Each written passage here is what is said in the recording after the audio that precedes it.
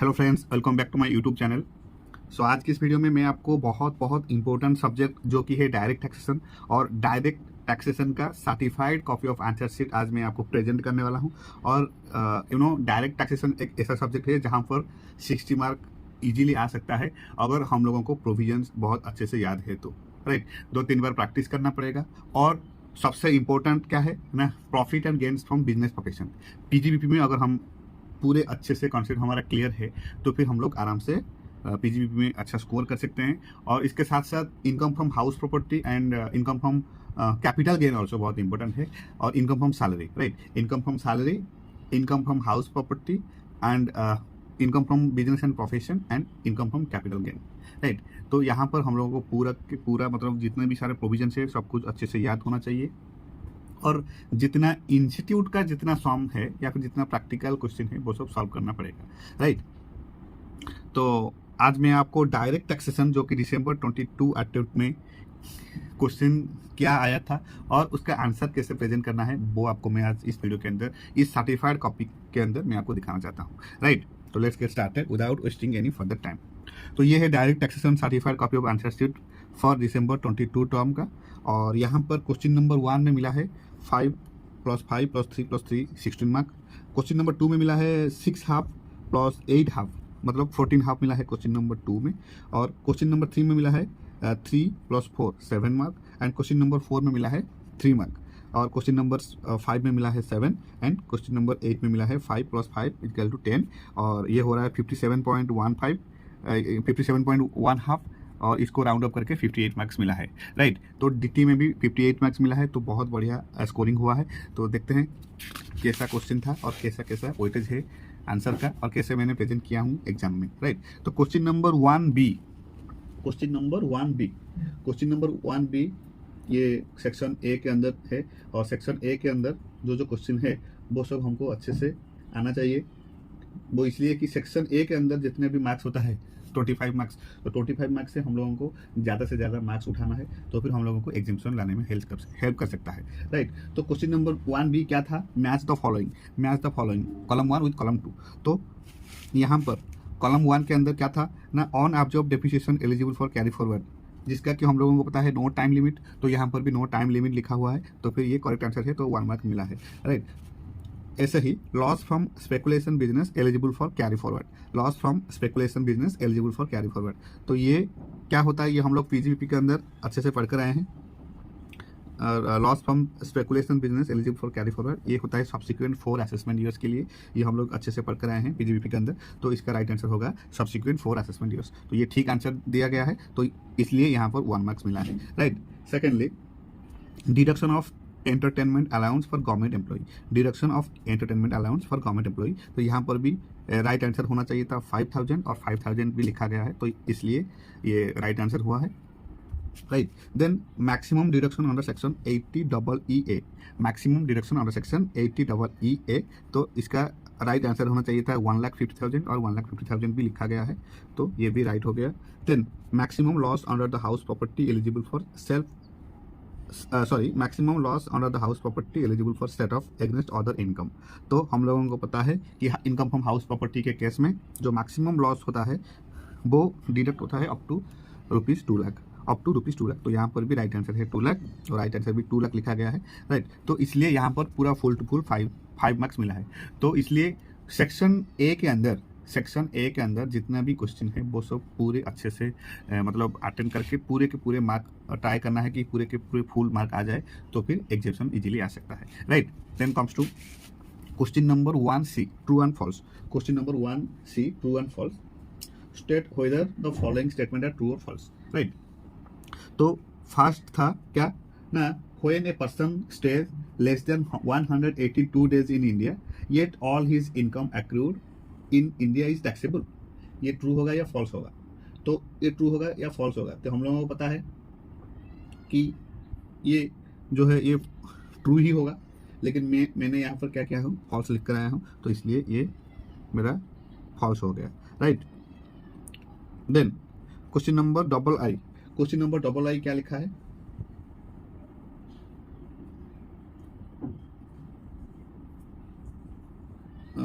an individual cannot claim two residential house property as self occupied. An individual cannot claim two residential house property as self occupied. ये false है, ठीक है, ये यहाँ पर भी मैंने फॉल्स लिखा हूँ, इसलिए ये राइट आंसर हो गया, right. Then question number triple I, the time limit for reinvestment in capital gain bonds is up to the due date for filing the ITR. The time limit for reinvestment in capital gain bonds is up to the due date for filing the ITR. नहीं, ये भी false है, तो यहाँ पर भी मैंने false लिखा हूँ, तो इसलिए राइट आंसर मिला है, right. Then question number I भी क्या था ना, इन the case of a very senior citizen if non resident the basic exemption limit is 2,50,000. Yes, ये हम लोग इनकम टैक्स बेसिक में पढ़ कर आए हैं। इनकम टैक्स बेसिक्स में हम लोग पढ़ कर आए हैं कि in the case of very senior citizen if non resident then basic exemption limit क्या होता है, 2,50,000. अगर नॉन रेसिडेंट नहीं है, रेसिडेंट है और सीनियर सिटीजन है, वहाँ पर 3 लाख होगा, और अगर नॉन रेसिडेंट कोई सीनियर सिटीजन है तो वहाँ पर बेसिक एग्जेम्पशन लिमिट है 2,50,000, राइट। तो यहाँ मैंने 2 लिखा हूँ, तो इसलिए ये भी राइट आंसर हो गया। देन क्वेश्चन नंबर भी में क्या था ना, education allowance is exempt up to ₹1,000 per month. Education allowance ₹1,000 per month exemption नहीं, ये ट्रू नहीं है, ये फॉल्स है, लेकिन मैंने यहाँ पर ट्रू लिखा है, तो इसलिए यहाँ पर मुझे 3 मार्क्स मिला है, राइट। क्वेश्चन नंबर 1C में मुझे 3 मार्क्स मिला है out of 5 marks. Then question number 1D, fill in the blanks. तो fill in the blanks, question number I में क्या था ना, retrenchment compensation is exempt up to what, retrenchment compensation is exempt up to dash. तो इसका right answer है 5 लाख, और मैंने भी 5 लाख लिखा हूँ यहाँ पर आंसर शीट में, ये इसलिए ये भी राइट आंसर हो गया, right. Then question number double I, when minor income is clubbed dash is allowed as deduction. When minor income is clubbed dash is allowed as deduction. तो इसका राइट आंसर है 1500, तो यहाँ पर भी 1500 लिखा गया है, इसलिए राइट आंसर हो गया 1500, right. Then question number triple I, rate of depreciation allowed on patent is dash. Patent का रेट ऑफ डेप्रिसिएशन कितना है, ये हमको अच्छे से पता है, पीजीबीपी के अंदर हम लोग अच्छे से पूरे मतलब प्रैक्टिस करके आए हैं कि इन case of patents rate of depreciation is 25%, 25%, right. तो यहाँ पर भी मैंने 25% लिखा हूँ, इसलिए राइट आंसर है 25%। देन क्वेश्चन नंबर आई भी, maximum quantum of penalty for failure to file tax audit report. Maximum quantum of penalty for failure to file tax audit report, right. तो इसका राइट आंसर होना चाहिए था कितना, कि हमको पता है, पीजीबीपी हम लोग पढ़ कर रहे हैं कि जो मैक्सिमम क्वांटम होता है वो होता है, ये मैंने 5 लाख लिखा है, ये एक्चुअली होना चाहिए था 1,50,000 मैक्सिमम पेनल्टी, 1,50,000, लेकिन मैंने यहाँ पर 5 लाख लिखा हूँ, इसलिए ये मेरा इनकरेक्ट हो गया आंसर। देन क्वेश्चन नंबर भी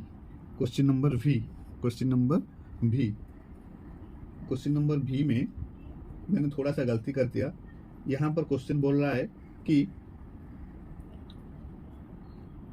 एक second, for a goods carriage with 7 ton carrying capacity is dash per month. तो यहाँ पर राइट आंसर होना चाहिए था 7,500, लेकिन मैंने यहाँ पर लिखा हूँ 7,000, इसलिए ये भी मेरा रॉन्ग हो गया, राइट। तो ऐसे करके मुझे सेक्शन ए के अंदर, सेक्शन ए जो कि MCQ टाइप, वहाँ पर मुझे मिला है कितना, 16 मार्क आउट ऑफ 25, मुझे 16 मार्क मिला है। तो ये मतलब थोड़ा सा मतलब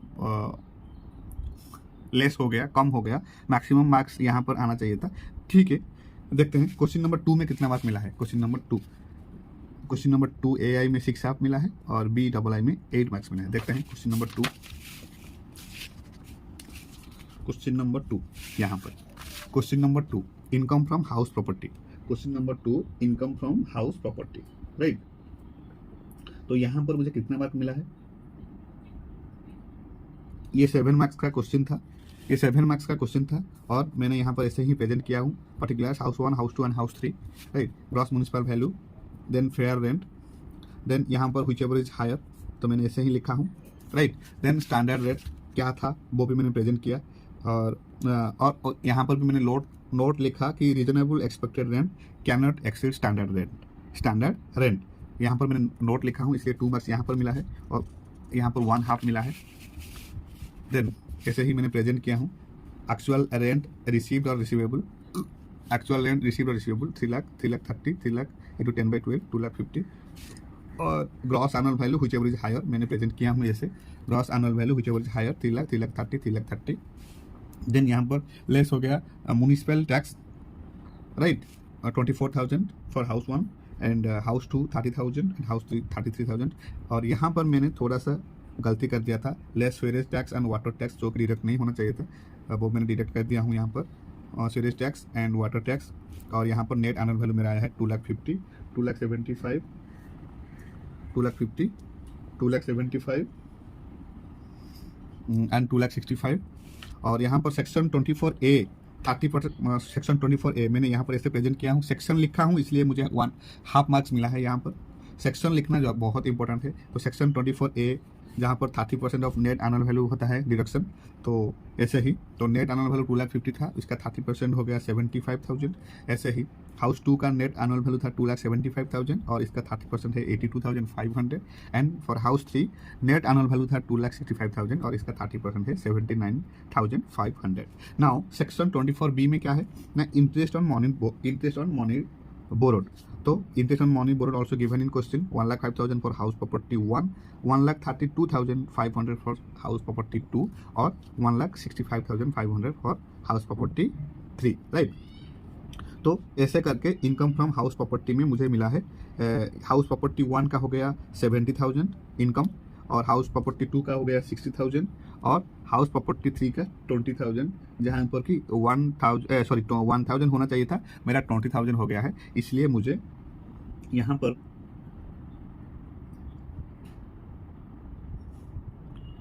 ये क्वेश्चन में मुझे 8 मार्क्स मिला है, फुल मार्क्स मिल गया है, right. Question number 2B, right.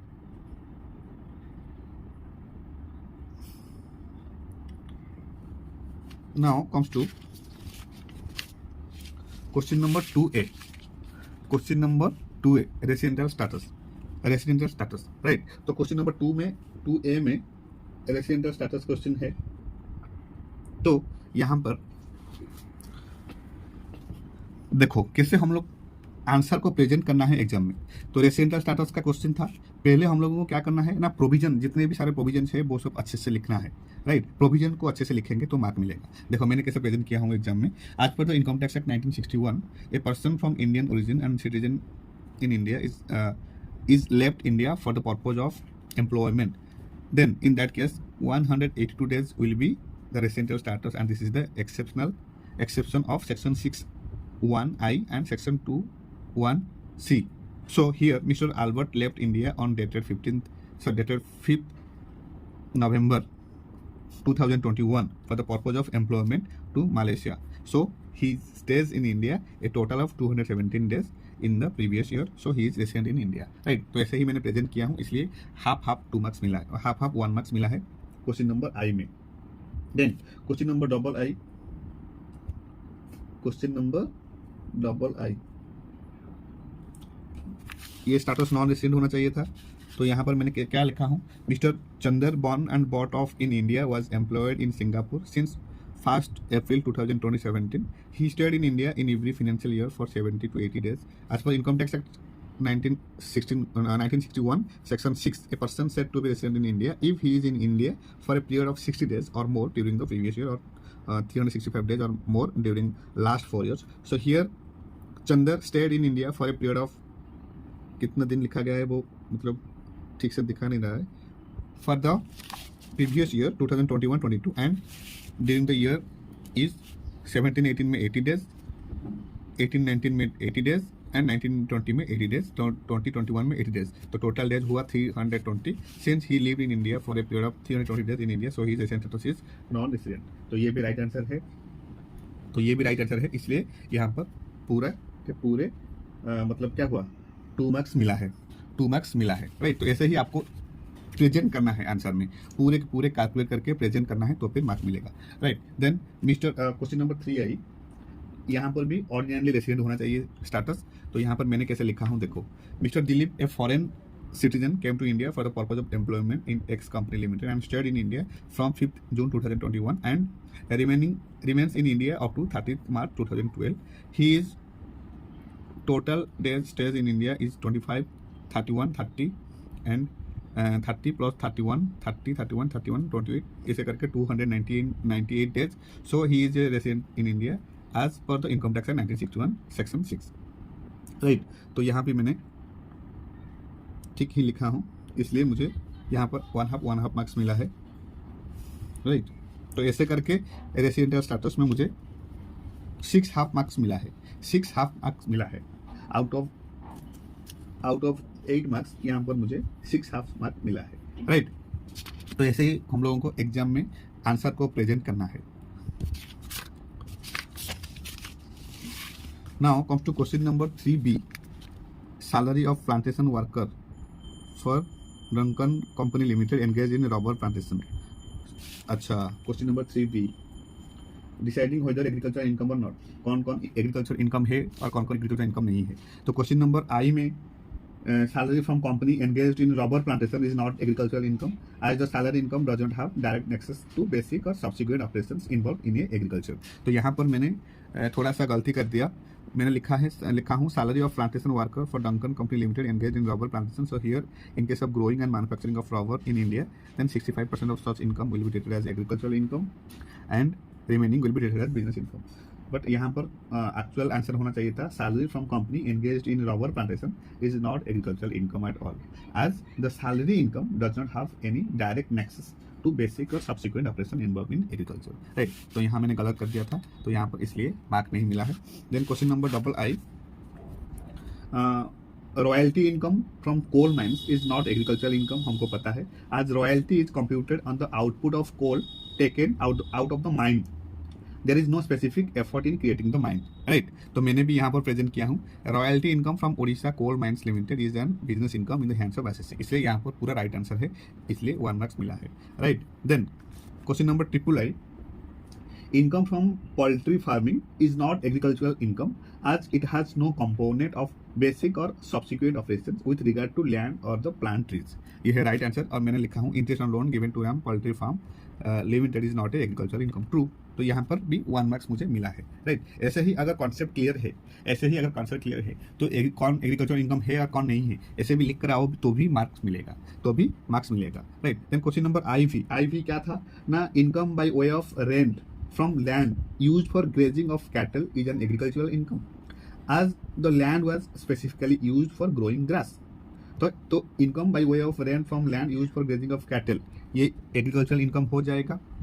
तो यहाँ पर मैंने क्या लिखा हूँ ना. rent received for use of land for grazing of cattle by God Dairy Limited, this is not A agricultural income but A business income. तो मैंने यहाँ पर गलती कर दिया. यहाँ पर लिखना चाहिए था ये एग्रीकल्चरल इनकम होगा, बट मैंने यहाँ पर लिखा हूँ नॉट ए एग्रीकल्चरल इनकम, इसलिए मेरा गलती हो गया. Right, then question number V. Income from nursery is income from agriculture as the activity involve is systematic performance for sowing seeds and growing sapling in a specified environment. तो यहाँ पर मैंने भी लिखा हूँ income from saplings and seedings grown by Saundarya nursery will be known as agricultural income as basic mere operation in India. Basic mere operations involved towards growing of sapling and seedlings. तो यहाँ पर राइट आंसर मैंने लिखा हूँ, इसलिए 1 marks मिला है. Then question number VI. Rent from farm house which is located in the midst of land is part and parcel of agricultural land and therefore it's agricultural income. तो agricultural income होना चाहिए था. मैंने यहाँ पर लिखा हूँ rent from farm house in the midst of agricultural land received by Banerjee is a business income in the hands of SSC. तो यहाँ पर मैंने बिजनेस इनकम लिख लिया, तो ये भी गलत हो गया answer. Question number VII. compensation received from insurance company for crops damaged by cyclone is in lieu of agricultural income and therefore it part takes the character of income from agriculture. तो ये भी income from agricultural income होना चाहिए था. तो मैंने यहाँ पर लिखा हूँ compensation from insurance company for crops damaged by cyclone. मैंने लिखा हूँ so here basic operation not involved towards such standing crops. तो यहाँ पर मैंने गलत कर दिया, यहाँ पर भी मुझे मार्क्स नहीं मिला है. चलो ठीक है, क्वेश्चन नंबर VII देखते हैं. Question number VII. Profit on sale of crops after harvest. तो purchase of standing crops and profit on sale of crops so cut off from the plant is not agriculture income, ये हमको पता है, तो मैंने भी वही लिखा हूँ। Profit on sale of crops after harvest where the standing crops were purchased by agro farm limited, here mere basic operation not involve for such standing crops, so it is stated as non agriculture income. तो ये भी right answer हो गया। तो यहाँ पर question number 3B में मुझे 4 मार्क्स मिला है आउट ऑफ 8 मार्क्स। 4B में मुझे 4 मार्क्स मिला है आउट ऑफ 8 मार्क्स, राइट। ठीक है, 2-3 क्वेश्चन मेरा गलत हो गया। Now comes to question number 3A। Now comes to question number 3 है computation of income from salary of Shri Manas for the assessment year 22-23। तो क्वेश्चन नंबर 3A में, ये क्वेश्चन नंबर 3A जो था वो 7 मार्क्स का क्वेश्चन था, और यहाँ पर मैंने सब कुछ ऐसे ही प्रेजेंट किया हूँ। तो यहाँ पर हाफ 2 मार्क्स मिला है और यहाँ पर 1 मिला है। तो ऐसे ही क्वेश्चन नंबर 3 है जो कि सैलरी का क्वेश्चन था, तो यहाँ पर मिला है हाफ 1 2 3 मार्क्स, और यहाँ पर 1 मार्क्स, 4 मार्क्स मिला है सैलरी में, जो कि क्वेश्चन का वेटेज था 7 मार्क्स। 7 मार्क्स से मुझे 3 मार्क्स मिला है, तो कुछ गलती कर दिया था इसलिए मुझे 3 मार्क्स मिला है। ठीक है, next come to question number 5। Question number 5 जो कि है about section 32 additional depreciation and additional depreciation. Question number 5 question क्या था? Computation of depreciation and additional depreciation for the assessment year 22-23, और इसका वेटेज था 7 मार्क्स। तो देखो यहाँ पर मुझे पूरा फुल मार्क्स मिला है। कैसे ना, मैंने यहाँ पर ऐसे ही प्रेजेंट किया हूँ। सेक्शन 32 मैंने सेक्शन एडिशनल डेप्रिसिएशन का सेक्शन लिखा हूँ, प्रेजेंट किया हूँ यहाँ पर section 32 additional depreciation and normal depreciation, और यहाँ पर की पॉइंट्स क्या है वो मैंने प्रेजेंट किया पहले, key points before calculation of normal as well as additional depreciation. तो मैंने क्या किया, पहले की पॉइंट्स जितना है वो सब लिखा, क्योंकि पॉइंट्स लिखोगे तो एक अच्छा मतलब इंप्रेशन होता है एग्जामिनर को जो कि खाता देखता है। For normal depreciation if asset purchase for a period for less than 182 days, then full rate of depreciation and sorry यहाँ पर more than, यहाँ पर मैंने लिखा हूँ for normal depreciation if asset purchase for a period for more than 182 days, then full rate of depreciation, and if less than 182 days, then half of the depreciation will be applicable. Then point 2 में मैंने लिखा हूँ in case of additional depreciation rate of depreciation is 20%, and if asset used for a period of less than 182 days then 10% applicable, right? तो ये provision में था, मैंने answer sheet में प्रेजेंट किया हूँ। Then additional depreciation available only on new plant and machinery, right? ये सब प्रोविजन है एडिशनल डेप्रिसिएशन का। और इसके बाद मैंने आंसर सॉल्व करने का स्टार्ट किया हूँ यहाँ पर। तो देखो क्वेश्चन नंबर 5A,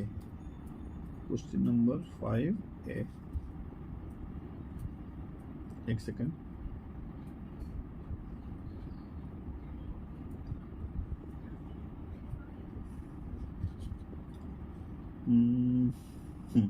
ये क्वेश्चन का वेटेज था 7 marks, right?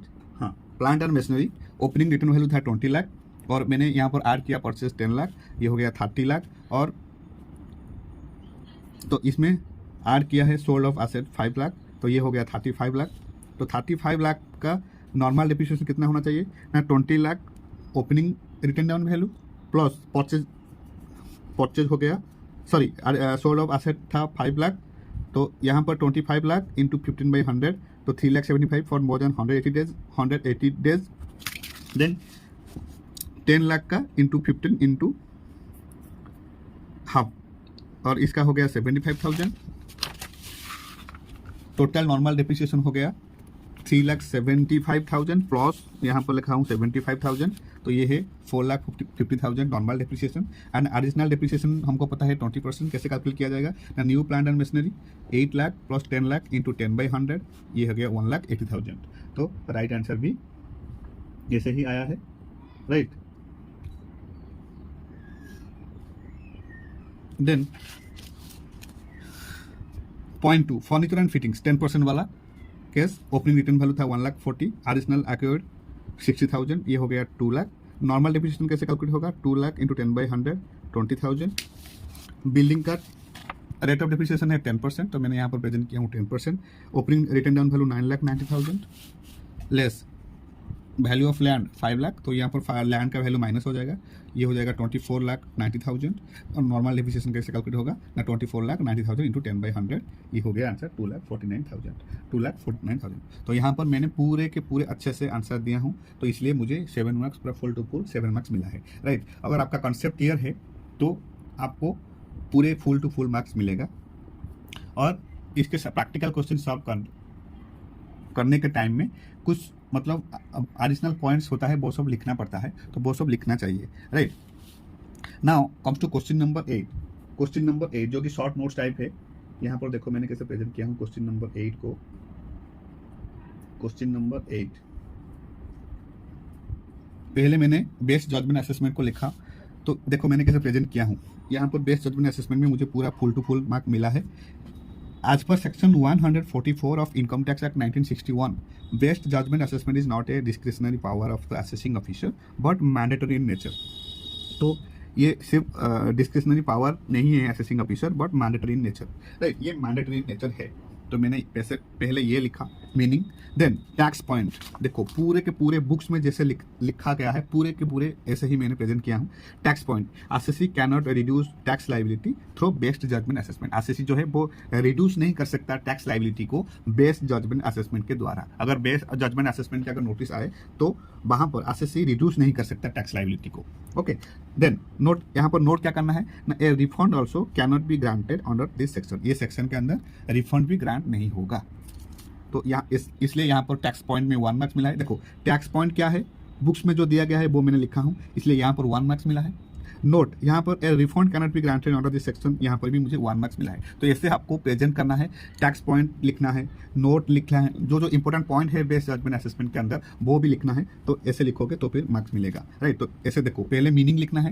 As per section 144 of income tax act 1961, best judgement assessment is not a discretionary power of the assessing officer but mandatory in nature. ये था मीनिंग। तो ऐसे ही आपको अगर 2-3 point भी लिखोगे मीनिंग तो भी अच्छा है, लेकिन एक्यूरेट होना चाहिए। देन टैक्स पॉइंट मैंने लिखा हूँ, SSC can not reduce tax liability through best judgement assessment and a refund cannot be granted under this section, right। then मैंने फिर लिखा कंडीशंस और situation for best judgement assessment. यहाँ पर क्या क्या कंडीशंस होना चाहिए बेस्ट जजमेंट असेसमेंट का ना, SSC fails to file return under section 139(1) and SSC fails 139(1), 139(4) और 139(5। अगर ये सेक्शन में एसएससी फेल किया है फाइल करने में रिटर्न, तो फिर बेस्ट जजमेंट असेसमेंट हो सकता है। SSC fails to file return against notice serve under section 142(1), अगर एसएससी ने जो नोटिस आया था 142(1) के अंदर अगर उसको मतलब रिप्लाई देने में फेल हुआ तो फिर बेस्ट जजमेंट असेसमेंट आ सकता है, नोटिस आ सकता है। Then SSC fails to file response directed under section 142(2)(a) in order to furnishing audit effort, right.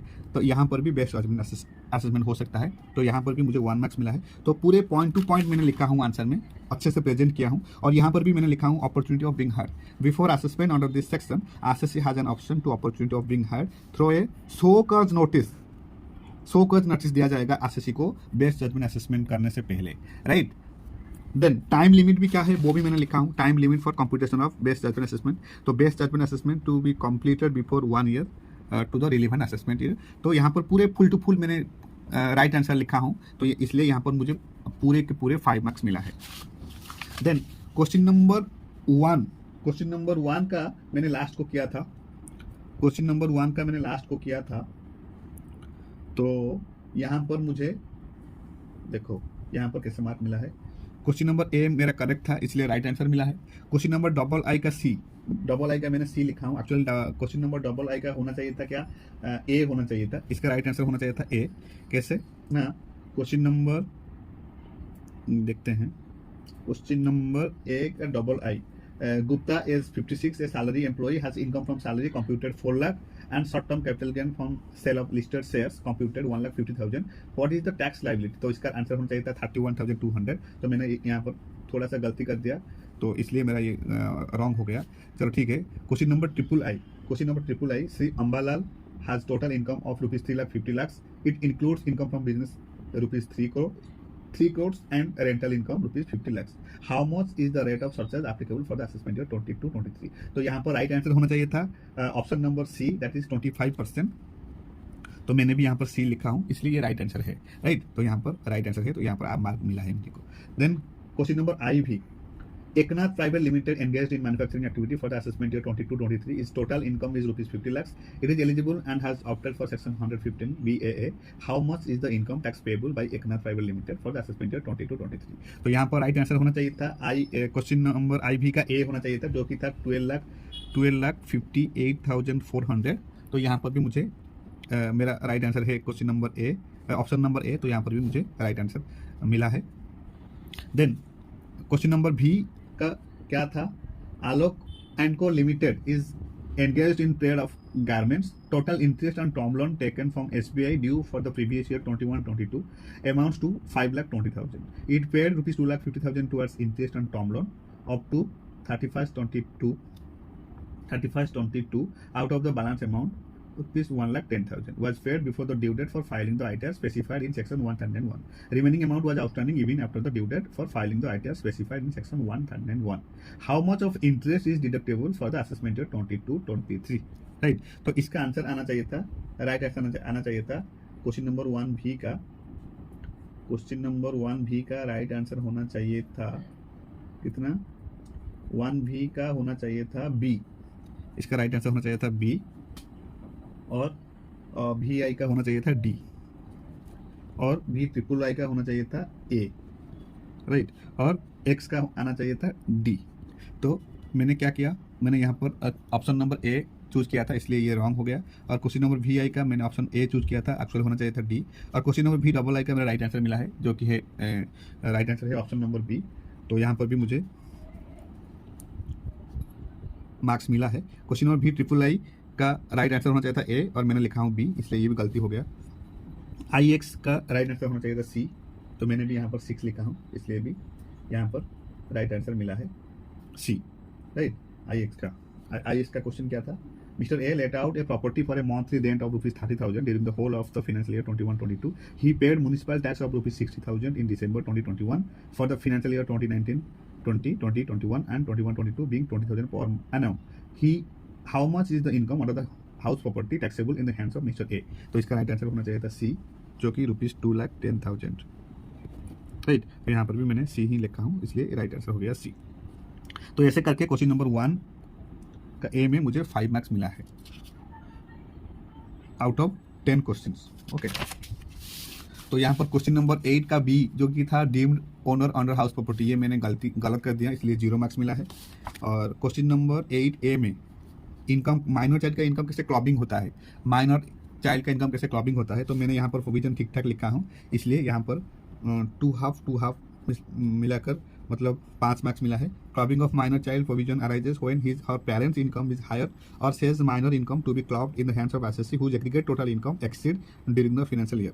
If income from minor child arises from his own talent and skills by participating any cultural programs, then such income will be clubbed in the hands of the parents। तो ये ऐसे ही मैंने पूरे concept ठीक था, इसलिए मुझे out of marks मिला है, पूरे के पूरे 5 मार्क्स मिला है क्वेश्चन नंबर 8 ए में मुझे पूरे के पूरे 5 मार्क्स मिला है क्लबिंग ऑफ माइनर चाइल्ड में, राइट। तो ऐसे ही आपको अगर कॉन्सेप्ट क्लियर है तो फिर आप मुझे पूरे फुल टू फुल थ्योरी में मार्क्स मिलता है। मतलब कैंडिडेट्स ऐसे सोचते हैं कि थ्योरी में मार्क्स नहीं मिलता है, ये रॉन्ग कॉन्सेप्ट है। थ्योरी में अच्छा मार्क्स मिलता है अगर आपको कॉन्सेप्ट क्लियर है तो, राइट।